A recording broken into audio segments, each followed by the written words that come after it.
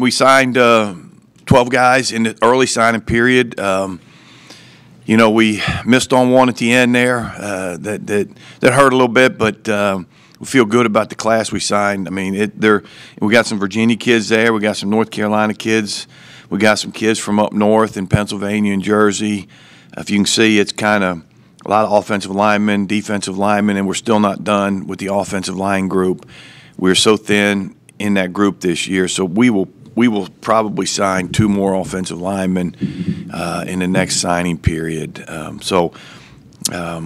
it's a good group, and thrilled to have them, and you know, I think they're all going to be really good players for us. Hey Russ, when you get to February, do you have a number that you would like to sign then, or that you can sign then? We kind of have a number.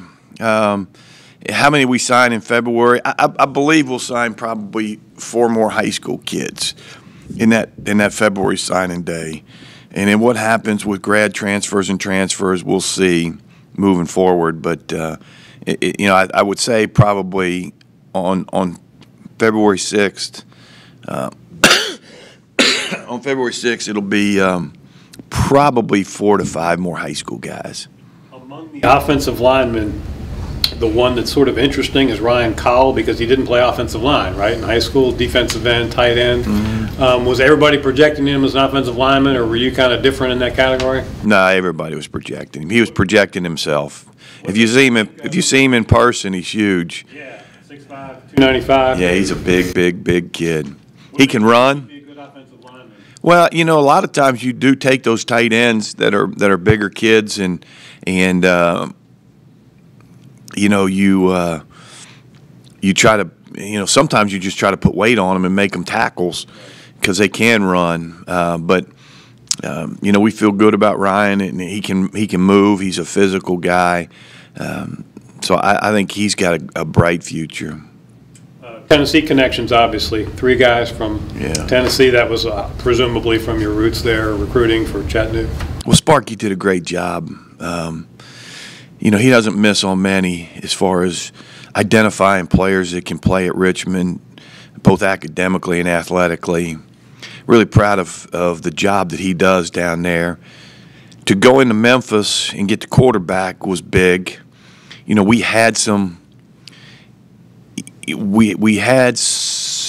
people like UAB. Sparky's son is at UAB, and they had offered him, and we actually offered this one and another kid, and UAB took the other kid.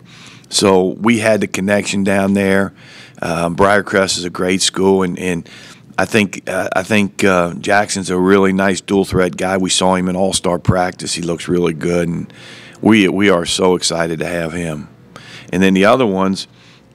Cade Salyers, his dad's a high school coach. He's a wrestler. You know, we think the sky's the limit for him. He's wrestling.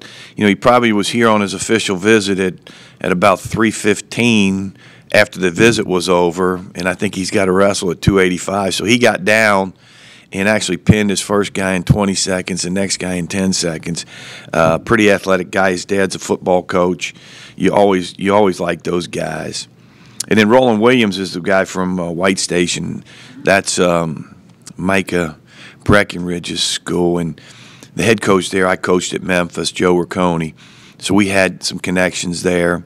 And he's a bounce back. He signed with Air Force and then went to Ellsworth Community College. And he's going to graduate this fall and be here in the spring.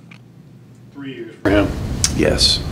And presumably junior college guy, maybe plug him in? Yeah, I mean, he better come in and compete and play, or we made a mistake. I mean, he needs to. Mid-year transfers, anything like that you're... We're dealing with some. We're kind of getting to a deadline right now. We're getting close, but we've got a couple that we're dealing with right now. We hope somebody pulls the trigger here in the next couple days. You spoke about Jackson Walker being a dual threat guy. Is that the kind of quarterback Richmond will recruit from here on? rather than a pocket passer or an option guy? Well, I mean, I think we're going to take the best player. You know, it just so happens Jackson runs pretty. I mean, he's not, he's not a burner by any stretch of imagination, but he can move, he can get out of trouble, and really, we're not going to be, run the ball, quarterback 20, 25 times a game type of program. If he can give us 8 to 10 a game, off some zone read stuff, some RPOs. I think that's kind of what we're looking for, and he fit the bill pretty good. Last couple of years, you've had a few defections, but a lot of injuries on the offensive line. Coming in, do you oversign? Do you overcompensate for that? How do you go about repairing the numbers and repairing the offensive line? Well, we're going to sign a bunch this year, and it'll probably just get us to our numbers. The thing that hurt us, there was a lot of things like, Blaine Markham was a fourth-year guy. He could have came back for his fifth year. Grant Dixon was a fourth-year guy, could have came back for his fifth year. I think there were probably 3 or 4 of those guys that really would have helped our numbers, and they made the decision to move on with their life. And we could have had Alex Light this year if he'd have been redshirt. He played 30 plays his freshman year, and all those guys. So all of a sudden it hits you. You try to sign, but you're not going to reach for a bad player.